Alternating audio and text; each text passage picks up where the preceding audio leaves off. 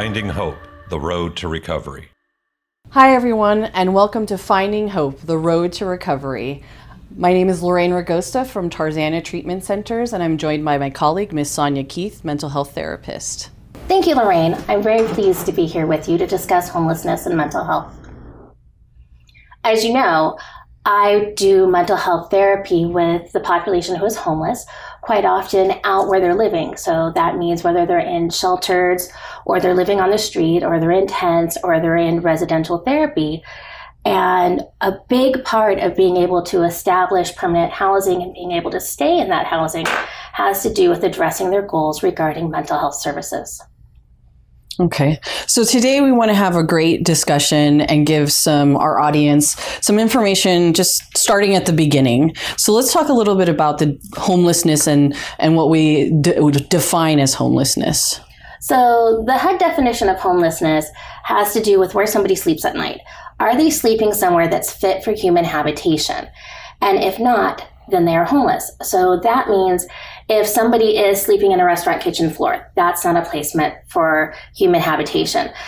Clearly, the sidewalks, the streets, our city parks are not places that are meant for human habitation. But also, if I am what's called doubling up or being part of the hidden homeless, I would be homeless if I am staying at your house and I'm just crashing there till I can get a place of my own, or I'm saving up some money, or something has happened that I don't have a place of my own, I'm not paying rent, I'm not collecting mail, and I have no expectation I can stay there, then I'm also homeless. But what people also don't understand sometimes is that if I stay in a hotel for less than 28 days and I have no place of my own, I'm homeless. And for us, because we work at a treatment center, at Tarzana Treatment Centers, if somebody is homeless the day before they go into treatment, then when they leave treatment, they are still homeless. And the reason that that definition is so important is if we don't talk about it and we're not familiar with it, then we don't address it. Because in order to understand what we're going to fix, we have to be able to see the problem. So you used a word for our audience. You used HUD. What does that mean and why is that important? HUD stands for the Department of Housing and Urban Development. So housing, which should be a human right, is something that all Americans deserve to have, a place to stay and to sleep. But then there needs to be rules about that. What is housing and what is fair housing? So what HUD does is it establishes, a definition of what homelessness is, a definition of what housing is, an idea of what fair housing is. And that's why your landlord can't come to you on Monday and say your rent is $500, and on Wednesday say your rent is $800, and next Thursday say it's $4,000, because we all understand that that's not how rent works. Why does it work that way? Because we have systems like HUD. Okay. And I think that's really important. And I think for our audience, I think the next important piece of that conversation is, in the current time frame, what are some of the statistics in Los Angeles County that's very important to Los Angeles County as a whole, but Tarzana Treatment Centers and the work that we're doing with, and we're going to talk about that a little bit later, but the work that we're doing with our individuals, our unhoused neighbors. Well, we talk about homelessness being an epidemic. And right now, I know we're so tired of the phrase epidemic and pandemic, but homelessness in Los Angeles is spiraling out of control. The homeless count in 2021 had 59,000 Los Angelinos being homeless. The homeless count for last year was 69,000 people were homeless in the city and county of Los Angeles. The current 2023 homeless count is going on right now at nighttime, where people are going and they're counting it. We need to know how many people are homeless so we know what to do with all this money that is being collected from our taxes and all the rules that are coming out. So how many people are homeless, but are they the 4 different types of homeless? Are they episodically homeless?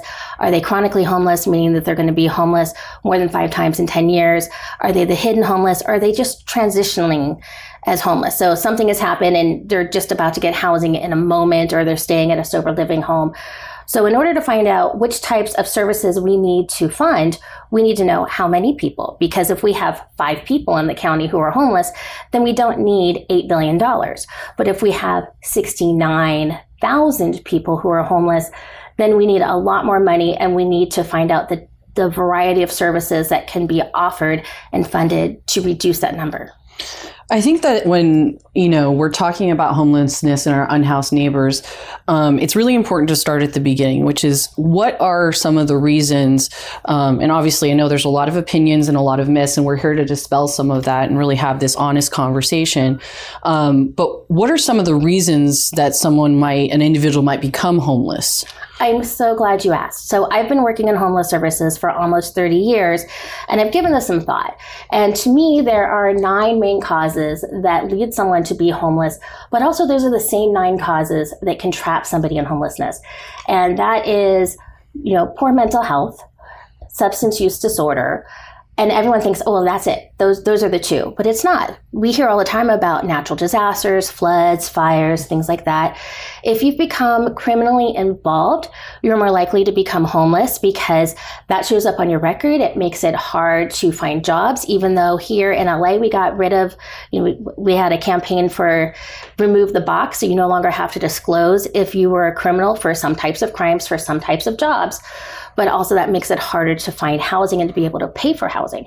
Having been a victim of a crime can lead you to homelessness, whether that's a domestic violence and family crime, because that's another reason, or just anything that's going to impact your mental health or somebody taking away your resources like your car, then you're not able to get to work.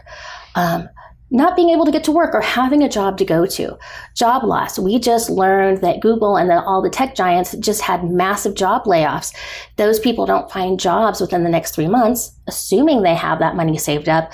They are at risk of becoming homeless. And then also physical illness or disability, suddenly becoming sick. As we have learned with this recent pandemic, that can cause a job loss. And also intellectual disability, and lack of education, because those are things that people need in order to create self-sustainability. Okay. And I think that there were 2 in there in particular that we really want to talk about as it relates to providing services, behavioral health services. You hear the term behavioral health services, and what that typically entails, just for our audience members, is things like mental health services, substance use disorder, and you'll hear in the industry, and if you ever go into treatment centers or like Tarzana treatment centers, SUD. And I think it's important for us all to have that honest conversation in the language that's used. But let's talk a little bit about those services and how they connect to providing, to working with individuals that are experiencing homelessness. Absolutely. Because when we talk about the causes and things that make people homeless, it's important to realize that it's not often that it's just one cause of things that happen. So sometimes you can have co-occurring disorders or co-occurring events in your life, like mental health and substance use disorder can happen. So when we have housing case managers who set down people's goals and say, if you were my client, hey, Lorraine, so you want to end your housing, you want to end your homelessness, not your housing. When you want to end your homelessness, what are some goals? What are some things that we can do? Quite often, the number one goal is I want to achieve sobriety or maintain my sobriety, and I want to work on my mental health. And that's really important because even if you haven't been diagnosed with a mental health disorder, homelessness itself is a crisis and can throw you into a worse mental health state. I think that it's really important because you use the word crisis to then go to the next word that's a part of that is sometimes talked about, but not always talked about, but trauma in particular. And I think that creating kind of what a universal definition of trauma is so that our watchers and so that we're using the language so that you understand that as we continue to talk about trauma, how that really does, impact every single service that's provided to our participants that are identifying as homeless and needing of behavioral health services. Absolutely. I'm going to let you give the definition of trauma, but what I can tell you is what happens in somebody's body when they're going through a trauma. We always hear about the fight or flight or freeze or fawn effect and what that does to your endocrine system, because you have these cool little organs in your body, like one's on your thyroid, 2 are sitting on top of your kidneys, and they shoot out this cortisol level that tells you, hey, alert, alert, there's danger. You need to do something about this right now. And ideally, that should only happen for a short period of time, and then your body relaxes, it absorbs the cortisol, and danger has passed. But when you're homeless, you have no place to go where you are safe, secure, no 4 walls, a roof, and a door that locks, where you feel safe. And for me, what I've noticed with my clients is that is the epicenter of why the trauma lasts so long. So how would you define trauma? So for everyone listening and watching, trauma is when someone experiences either a real or perceived threat to their person. And that could mean anything from, the more obvious ones, which is someone has threatened you with a gun, someone has injured you, someone fights with you, they're attempting to, steal your possessions, you were in a domestic violence situation. But there's also the ones where you're watching it occur to other individuals, where you are seeing someone else's life threatened. And that's a really important understanding, where in our communities of individuals that are experiencing homelessness, that not only is homelessness a trauma in and of itself, but everything that's entailed, the communities that they're in, which is, the encampments, the homeless shelters. But we haven't even talked about where their trauma is that led them to. So all those 9 reasons that we talked about are all traumas in and of themselves. Losing a job, domestic violence, a medical trauma, a natural disaster. Of course, we live in Los Angeles County. We have things like fires that occur regularly, flooding that's occurred recently within the last couple months.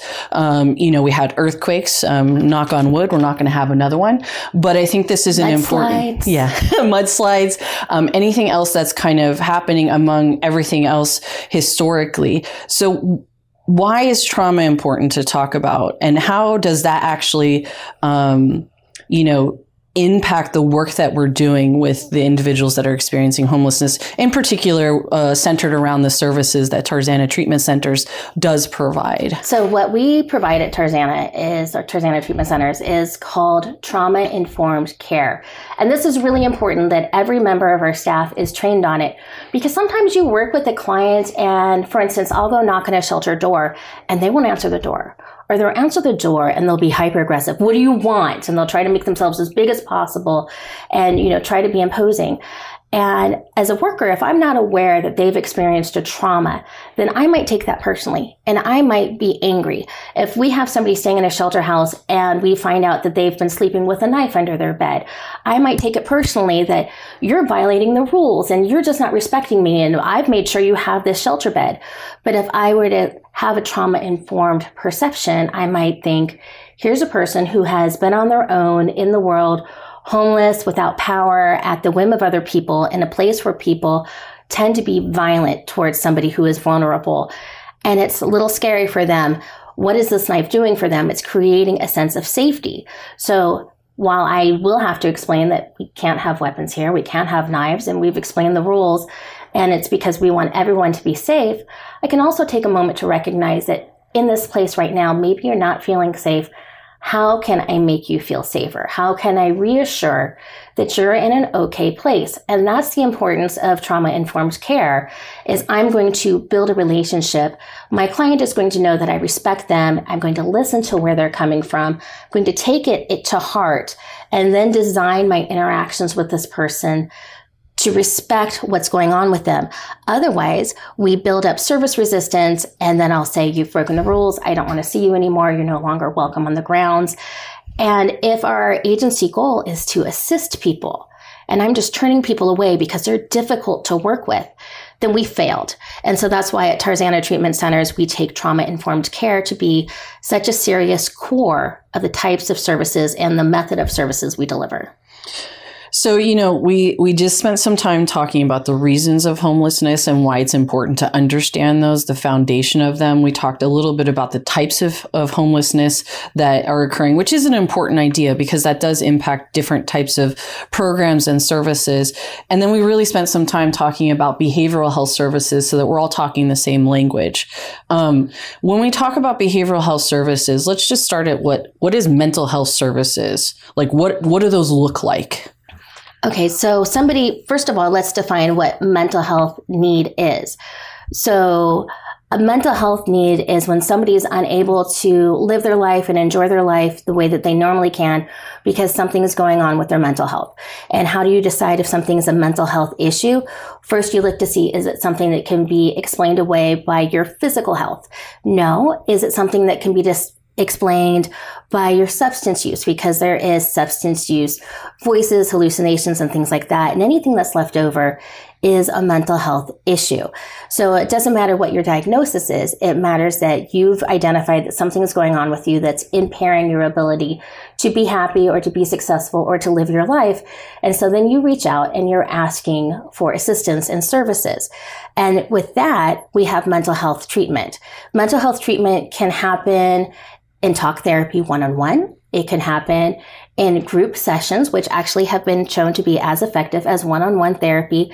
And then there's also the possibility of one-on-one therapy with the addition of psychiatric services and medication. What works best for you is what works best for you. What works best for your best friend may not work best for you because every individual is different. Every individual treatment is subjective, and it's an agreement between you, the patient, and your therapist. Okay, so I think that really helps us understand mental health services, and we're going to, a little bit farther down the road, talk about how, Tarzana Treatment Centers, in our own experience working with individuals, does that and what kind of entry point there is. And we're going to get into, shortly after a break, talk a little bit about substance use disorder treatment and how we're providing those services for individuals experiencing homelessness. And we're also going to talk about all the types of entry points and then the resources that are existing for housing and just some of the challenges that come with working with individuals who are experiencing homelessness. We're going to take a really quick break and we'll be right back.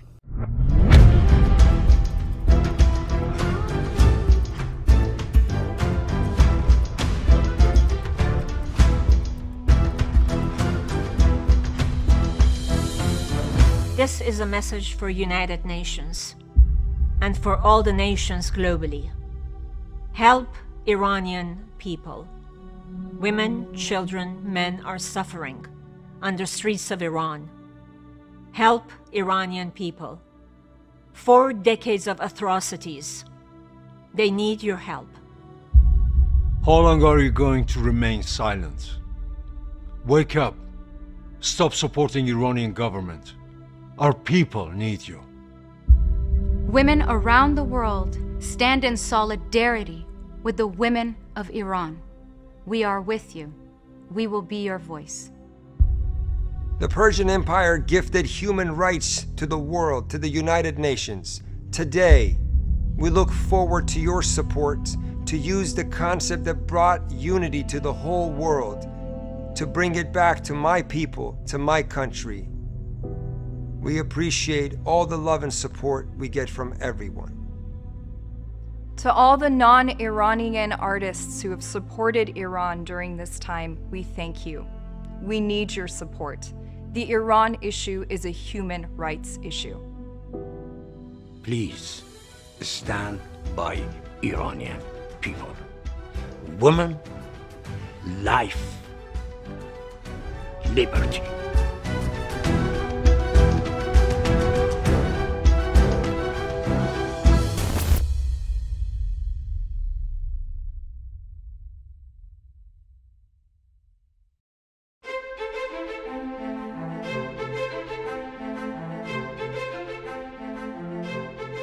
Finding Hope, the Road to Recovery. Today, as we see the COVID-19 pandemic start to ease and the world open back up, the opioid epidemic remains out of control. Sadly, drug overdoses now exceed vehicular accidents as the #1 cause of unintended death in the United States.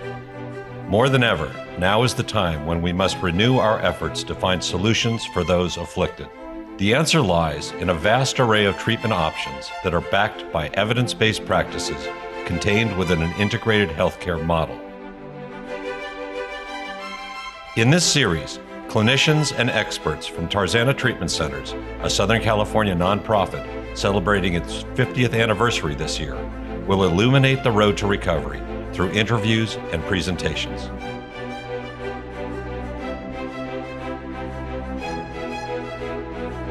Our simple message is this: that hope exists for you or someone you care about. Please join us to find out more.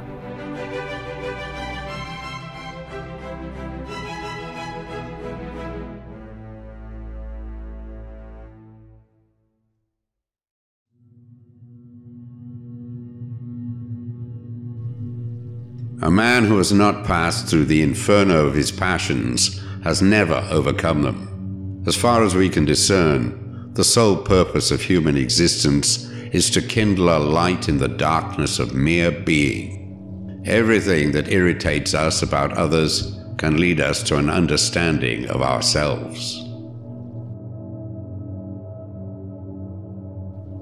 Your visions will become clear only when you can look into your own heart.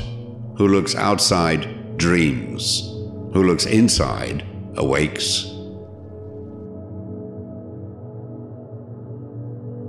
The privilege of a lifetime is to become who you truly are. We cannot change anything until we accept it.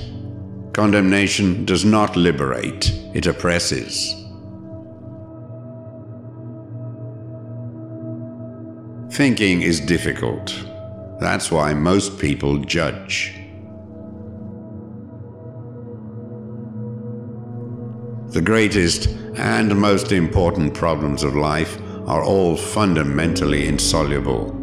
They can never be solved, but only outgrown.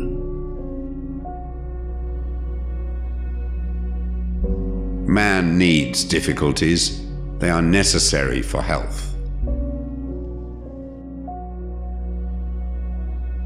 Until you make the unconscious conscious, it will direct your life, and you will call it fate. Nothing has a stronger influence psychologically on their environment, and especially on their children, than the unlived life of the parent.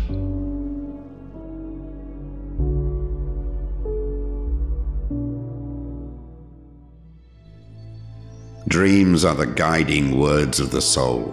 Why should I henceforth not love my dreams, and not make their riddling images into objects of my daily consideration? The meeting of two personalities is like the contact of two chemical substances. If there is any reaction, both are transformed. Show me a sane man, and I will cure him for you. The debt we owe to the play of imagination is incalculable. The most intense conflicts, if overcome, leave behind a sense of security and calm that is not easily disturbed. It is just these intense conflicts and their conflagration which are needed to produce valuable and lasting results. Neurosis is always a substitute for legitimate suffering.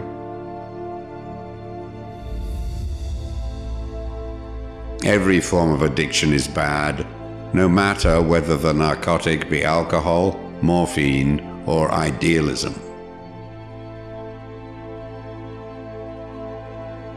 Shrinking away from death is something unhealthy and abnormal, which robs the second half of life of its purpose.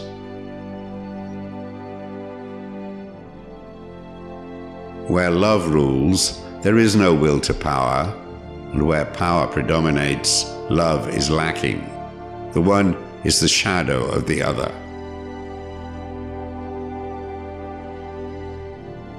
Understanding does not cure evil, but it is a definite help, inasmuch as one can cope with a comprehensible darkness. There is no coming to consciousness without pain.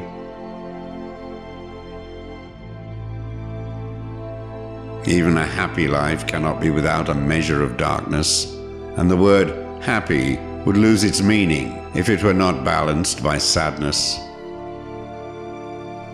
Knowledge rests not upon truth alone, but upon error also. Well, for the first month or so, we were just numb. Couldn't believe it happened. I couldn't sleep. Every moment of that 30 minutes just played over and over in my mind. I would fall asleep thinking about it. I'd dream about it. I'd wake up thinking about it. And slowly my sadness started to turn to anger. A 27-year-old young man with a normal, healthy heart and lungs should not die of cardiopulmonary arrest in a trauma center, intensive care unit. That shouldn't have happened. You know, by society's standards, he was very ordinary. You know, he never went to college. He wasn't famous. He wasn't a standout. He wasn't, you know, any different than, you know, 100 different guys that you would meet at any given time at an event, at a party, whatever. But what made him extraordinary was his sense of loyalty and love for his family and his friends. His giving heart. You know, he was such, we didn't realize it really until he was gone. You know, the hole that it left in the fabric of our lives, of our family, of our, you know, family unit. There is no way that can ever be repaired, certainly not replaced.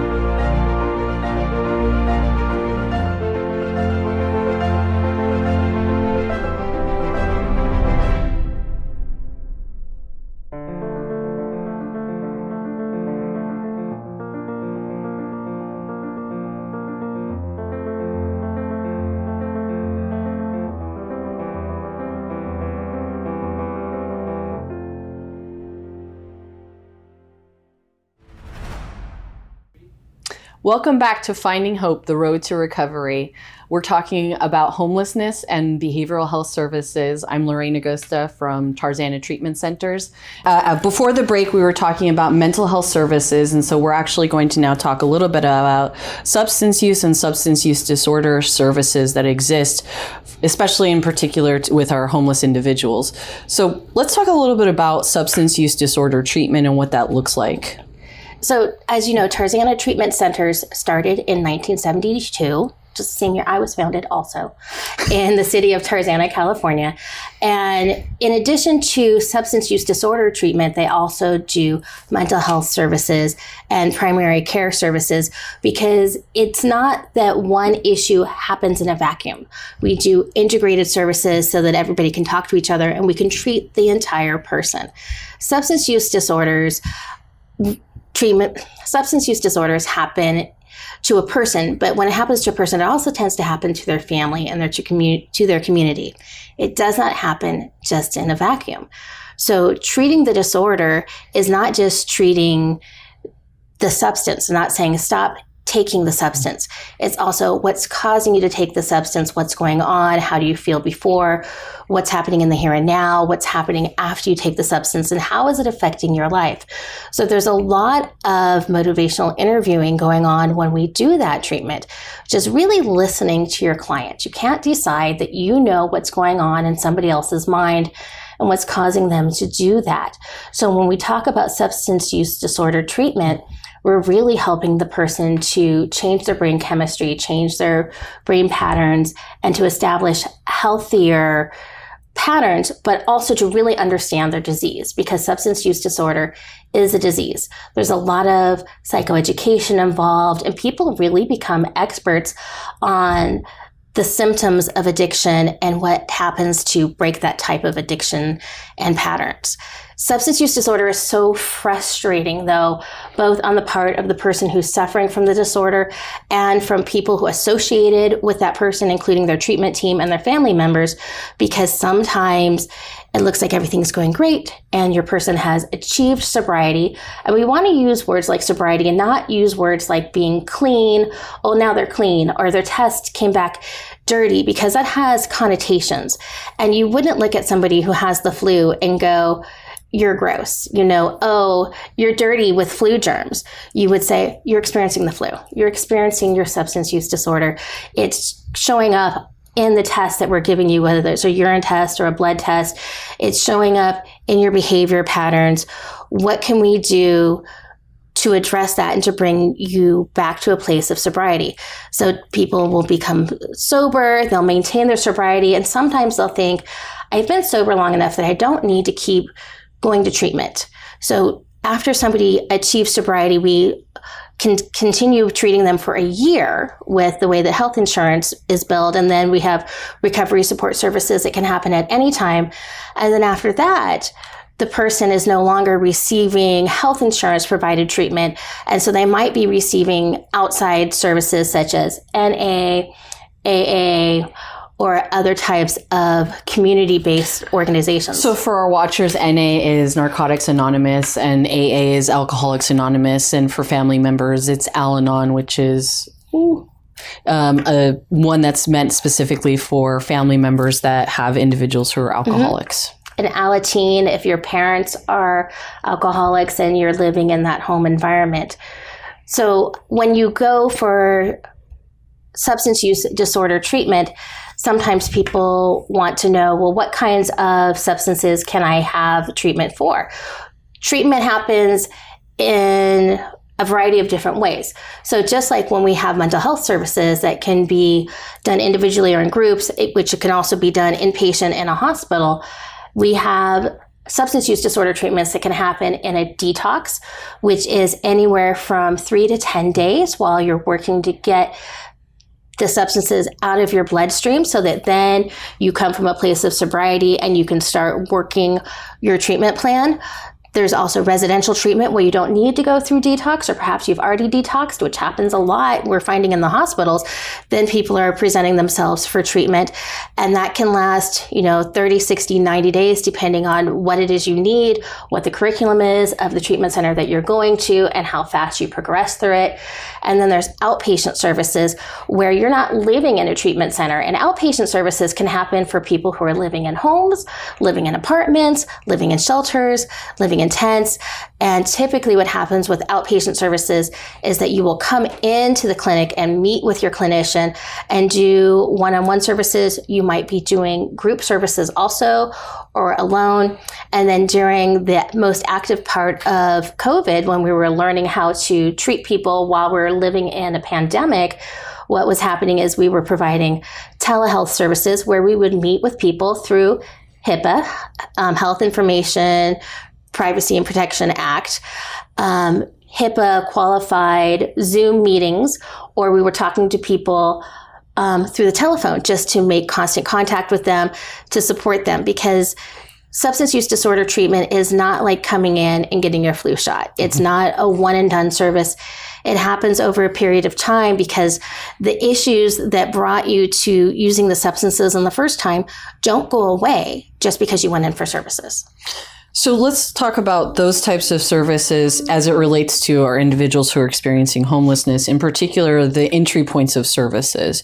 So how does someone touch behavioral health services, or, in this case, Tarzana Treatment Center services that are provided, that if they're experiencing homelessness?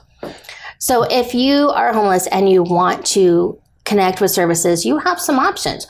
You can always call the county information line, which is 211, and say, I'm interested in services. That is a free service. You can do it even from a payphone. It answers 24 hours a day. You can also call what's called the SASH line, and they will connect you to different types of services. You can call your treatment center directly and ask for admissions, and they will screen you for services over the phone. You can talk to your primary care physician about this. These are things that are going on.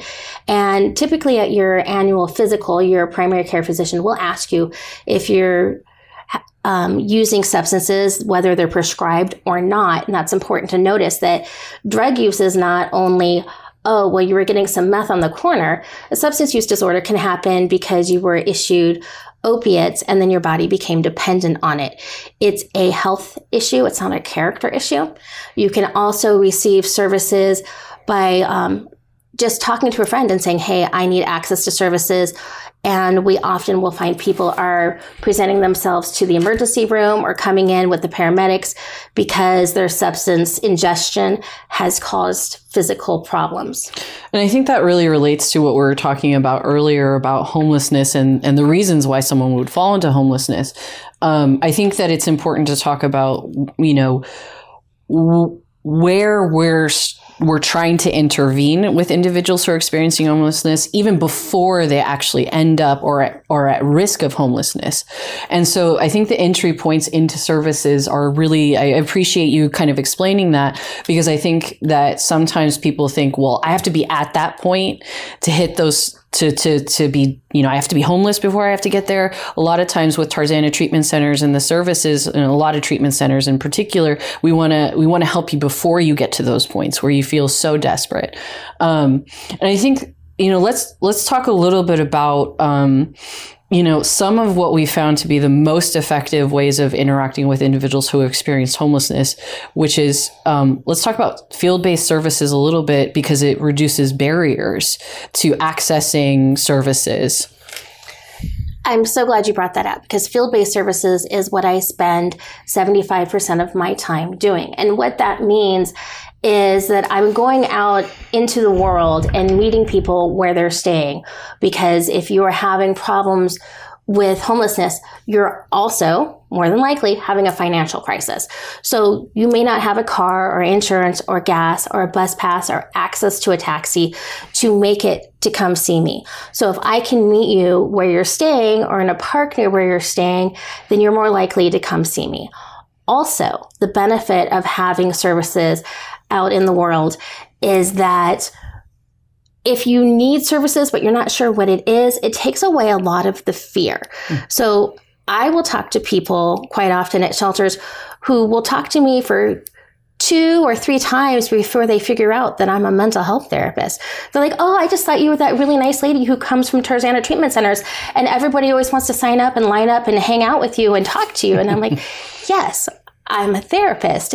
And they're like, have you been doing ninja therapy on me? And I'm like, no, I promise I haven't. I'm sneaky therapy. I'm just building rapport. But at the same time, I have a partner who comes with me to these locations or will come separately from me and talk to people specifically about what a substance use disorder treatment can be. And the great thing is then when people see their neighbors talking to a therapist, their cubicle neighbors, their homeless neighbors talking to somebody, talking to a substance use counselor, then they're like, okay, nothing terrible has happened to this person. Maybe I want to go talk to that counselor as well. And now I know what it is.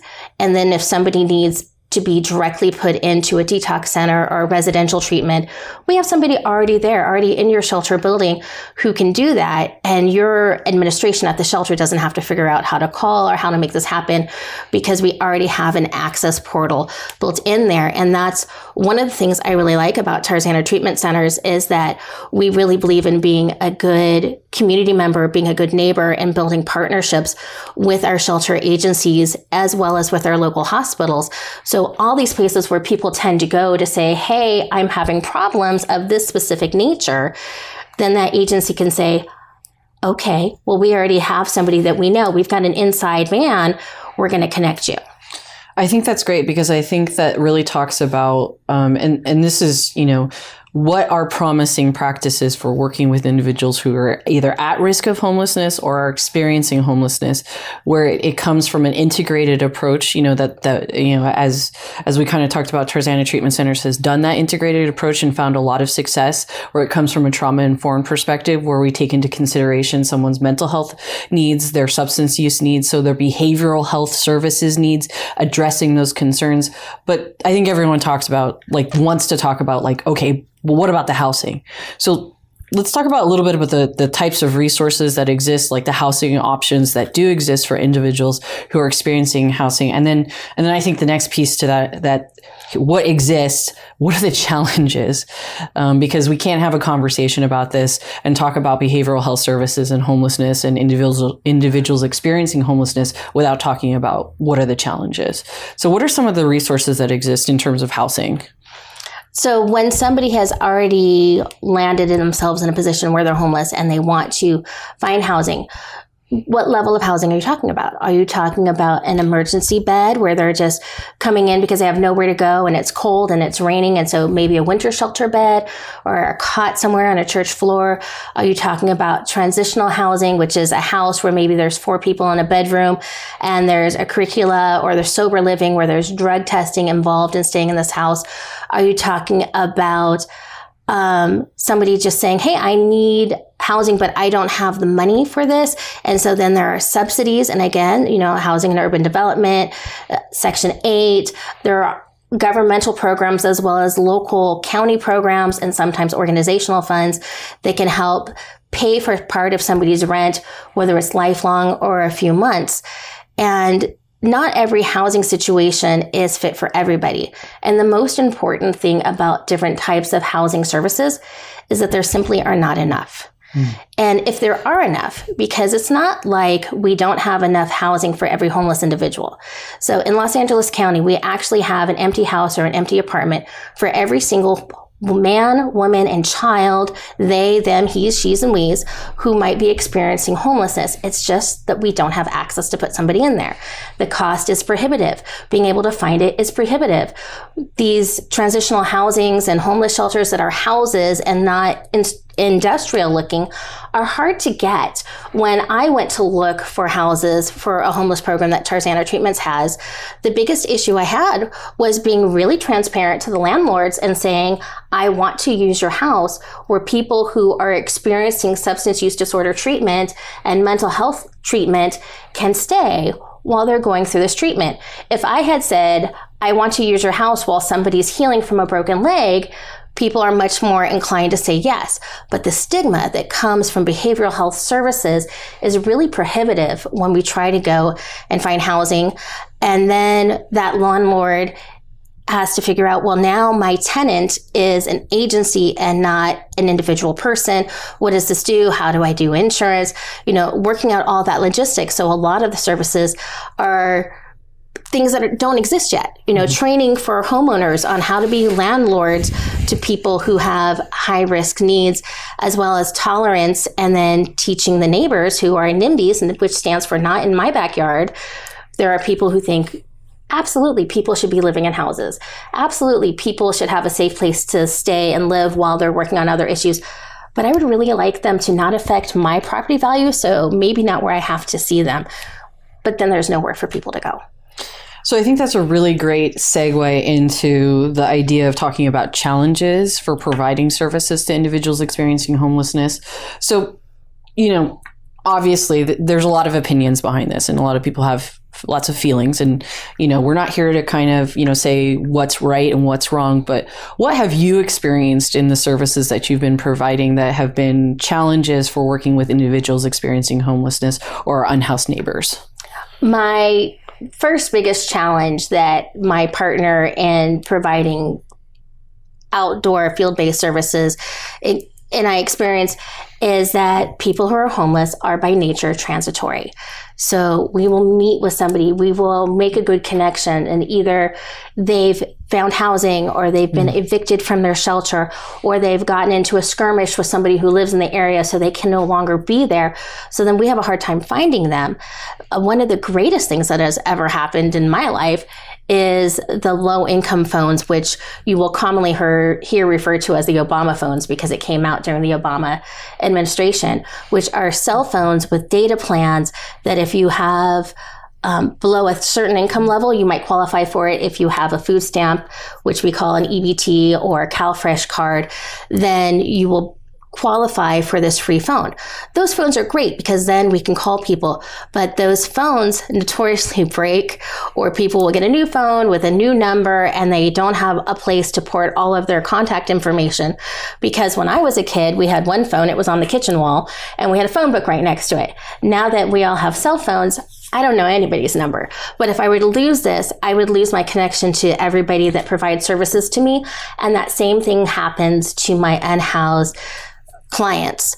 So that is my biggest challenge, is being able to maintain that relationship and find them.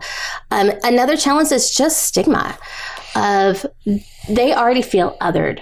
I just othered them, my own self. People who are experiencing housing crisis or a lack of housing feel othered. They already know that something is going on with them, with their mental health or substance use or any of those 9 causes.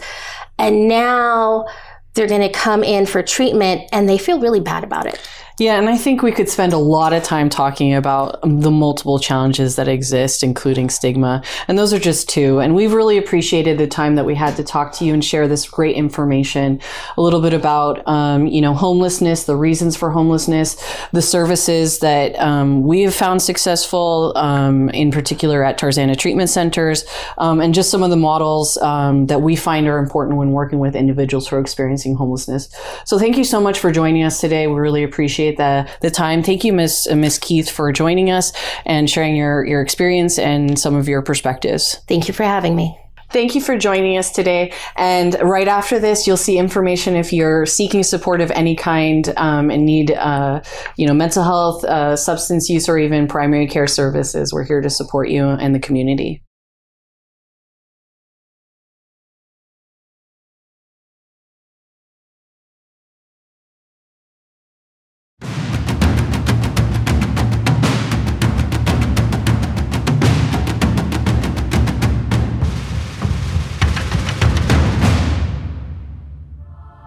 Brought to you by Tarzana Treatment Centers.